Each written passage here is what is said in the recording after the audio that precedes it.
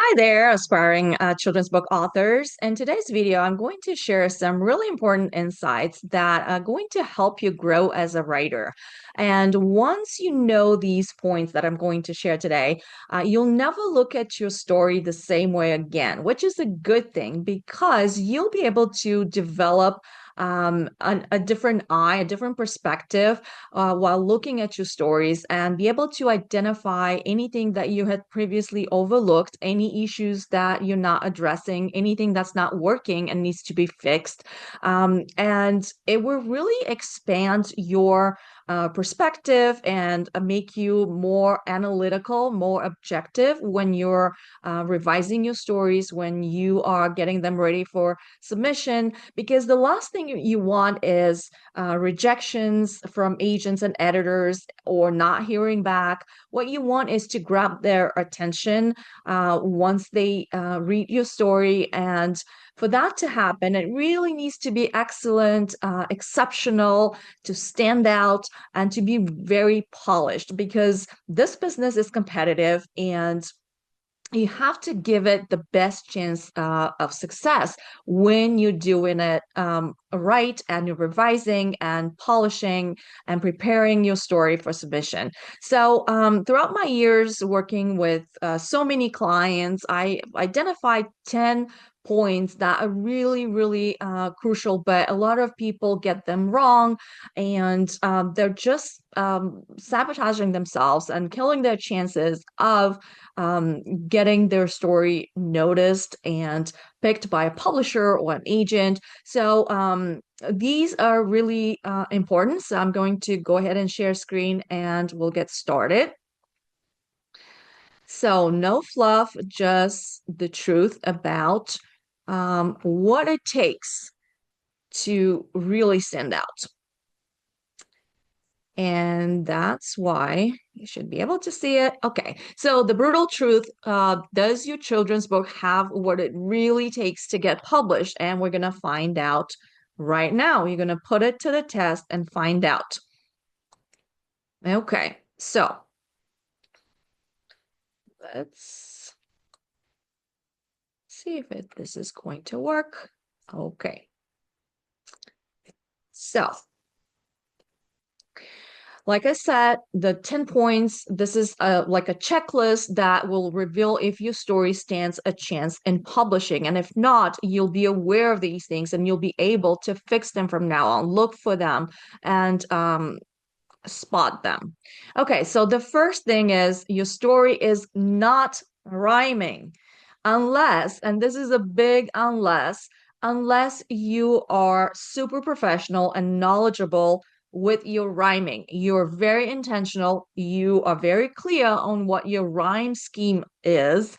If you don't know what, are you writing in iambic pentameter or anapastic trimeter or anything else? And if you're not familiar with these terms, you can't even pronounce them, you don't know what they are, chances are you are not ready to have a rhyming story to be submitted to agents and publishers. So it's not just the rhyme, it's the meter, it's the rhythm, it's everything. And a lot of people, when like I said, I've worked with a lot of clients, and sometimes I get those rhyming stories, and it's just not good. So that alone is just begs for rejection. I don't want to sugarcoat it, but this is the brutal truth, and that's why this video is called a brutal truth. And people are using near rhymes; they have no clue about their meter, and it's all over the place, and it's really hurting the story too because they're trying to rhyme and they're just putting words together to to make it look sort of sound good, but it just becomes a huge mess, and it's hurting the story overall and the chances of this ever being published. So stay away from rhyme unless you're very, very clear and professional on what your scheme is, what your rhyme is, and you are not even hurting the story with your rhyming, but you're adding another layer. It's not to say rhyming books are not getting published. They are, but that rhyming and meter are perfect. And if you have any bad examples of books that have been published and the rhyme and meter are not perfect, do not use those as mentor texts. Do not use them as an excuse to get yours not perfect. You don't want to compare to those. So make sure you know what you're doing if you decide to rhyme. So that is what I'm going to put as number one. Do not rhyme with that big unless. Okay, number two, word count falls into the sweet spot. It's not to say, which is between 300 and 500 words, ideally.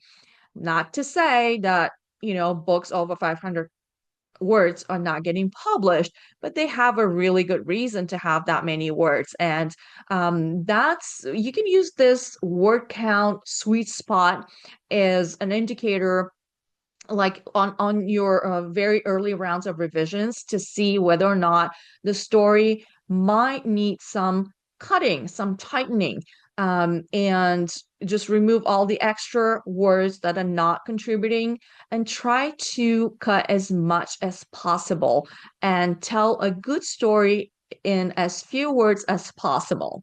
So that is number two. Number three, the story has a main character. And I'm saying a main character because lately I've been seeing stories where they have more than one character. That's not how we write picture books.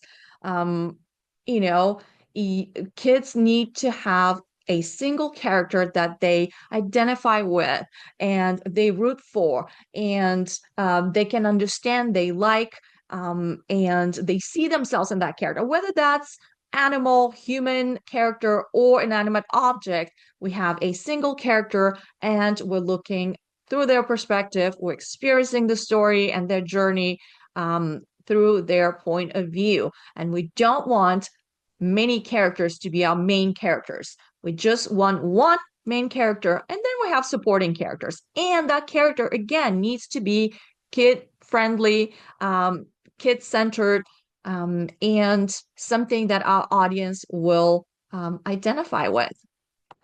Number three, all story components are perfected and work in sync, which is we have so many that if one is not working, it's really hurting the rest of the story. So we have our setting, plot line, we have all of the tension and problem and stakes and motivation, character motivation. We have the resolution. We have the vocabulary, the voice. All of these things need to be perfected and work together to contribute to the story, not distract from the story, not mess it up. But we have to be very clear on every single one and go through it and identify any issues and fix them. We should be able to do that if we're being really objective and we know our craft, and all the story components are working together. Okay. Next is number five. Your story went through the rounds of magic. And when I say rounds of magic, what I mean is rounds of revision. So multiple rounds. Notice that I didn't say just a round of revision, but multiple rounds. And we always start with big picture revisions. And we're going to look in the big picture, we're going to look at, again, character, plot line, our motivation, the conflict, the problem, and the setting that is many times overlooked. We're going to look at the story structure. We have at least 13 different story structures for picture books that we could be using. And most of the time, people are just using just a traditional one, but there's so many others that we're not even aware. So how can we use them if we don't know what they are?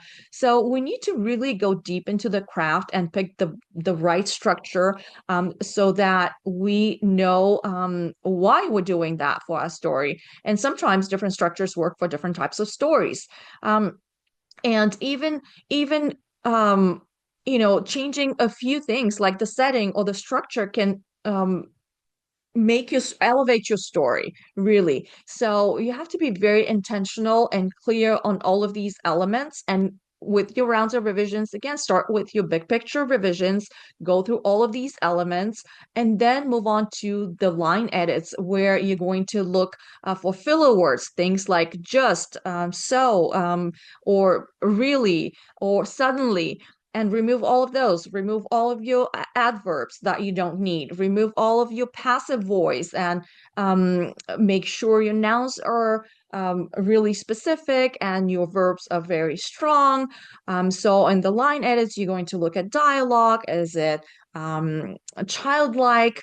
You're going to look at vocabulary and tone and sentence structure and premise of the story. All of these things that are at the line edit, that's where you're actually polishing. But don't start with line edits because it really gets complicated and you're going to get frustrated because you revise and then you end up cutting, full sections if they're not working. And it gets really messy if we're not doing it in the right order. So always take care of your big picture issues first and then move on to your line edits. Um, don't ignore the importance of your opening, the beginning of the story, and then also look at your ending, your story ending. Don't be didactic or preachy or teach a lesson, and make sure you have that universal takeaway and a really strong emotional ending of your story so that the reader feels something. Okay, and we're going to talk about that as well in another one of the rules, which is number 6. Your story passes the so what test. You don't want your reader to, or the publishing professional to read your story and then put it to that test, which is so what? Well, we read the story, we went through all of these ups and downs and different events, and then why did we do that? Because there wasn't anything meaningful, there wasn't anything valuable, there wasn't anything that really stood out when we read the story, and it's just like not memorable, not special enough, not unique. And we can say so what, and then we forget about it. That's not what we want. We want a story that at the end of it we have this awe feeling, or a surprise, or a laugh, or even sadness, whatever the feeling. We must feel something, and the resolution of the story needs to be satisfying. And it could be a twist, it could be a surprise, it could be something silly, it could be so many things. But the last thing we want is not care about the ending of the story and why we read it. Okay, moving on. Number 7, your story does not teach a lesson. And I touched on that before, but a lot of people feel the need to just insert a big lesson and be very preachy and didactic and sum it up for the kid. And that's not what we want. That's not what your audience wants. That's not what publishing professionals are looking for. You can have a meaningful takeaway, but that's totally different, and it does not mean a lesson. So the kid will read the story for to be entertained and to love your character and to go through that journey or adventure or whatever it is, but they don't want to be taught a lesson. So stay away from that and let them experience the story and pull out their own takeaway. Trust the reader that they will get what this story was about. Number 8, you did not overlook the visuals. This is super, super important for picture books specifically. Okay, so even if you're not an illustrator and you're not going to illustrate your book, and you shouldn't, by the way, if you're pursuing traditional publishing, but you are writing and you completely ignore the visuals that are going to be on the page. A lot of the things that are going to be shown in the art don't need to be in the text. So we don't need to repeat everything that we can see. And we have to kind of find that balance. What is it that we want to say in the text, and what do we live for the art? And we still have to think visually and we have to think in spreads. Every spread has a new visual. So are we considering that with the story? This is very, very important. Okay, your story has the it factor, and I know that's really hard to identify, but the it factor is what is going to make it appeal to the publishing professionals, is going to make it memorable.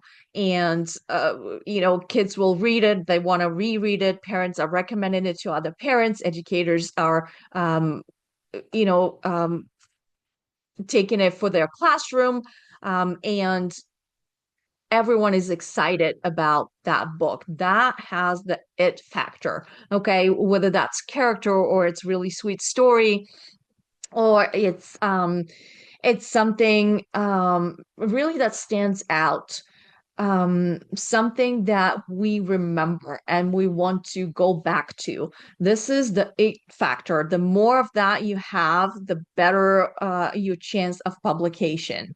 Okay, so always look for that. Think about it. What is the exceptional? What is the excellent element in your story that is making it stand out? Okay.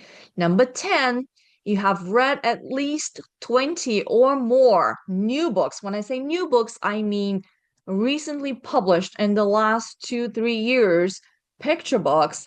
If you're writing picture books, you're reading picture books, and you are familiar with the market. So you have read 20 or more new books on the same subject or topic as yours, and you can still tell that yours stands out, because the last thing publishers want is to publish yet another book that is pretty much the same as 5 or 10 others that are already out there on similar topics, very similar in structure, and tone, and they don't bring anything new. They don't bring anything special.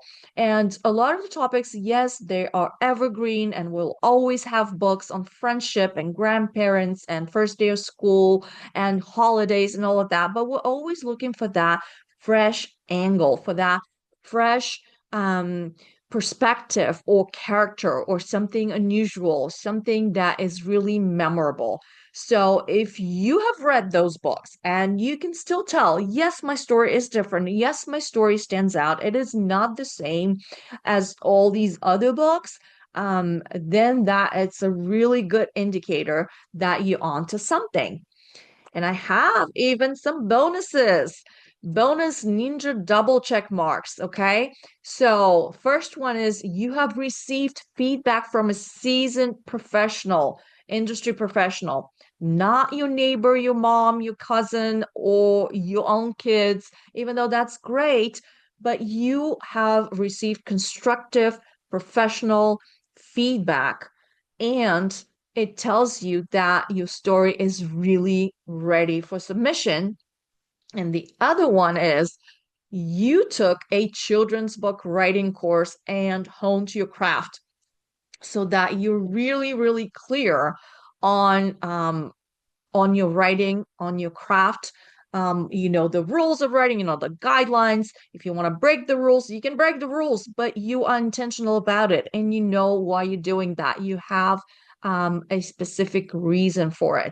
You're not writing blindly. You're not just writing something that came to mind and call it a picture book and want to compete with all of the other books that are being submitted to agents and editors on a daily basis, and thousands of people are competing to get a spot in publishing. So you really have to make sure you've done your homework and you have prepared. You have learned what you need to learn. You have written many books, and you have practiced, and you're very clear with your revisions and the process and all of the things. So, and it really takes a long time to learn that on your own.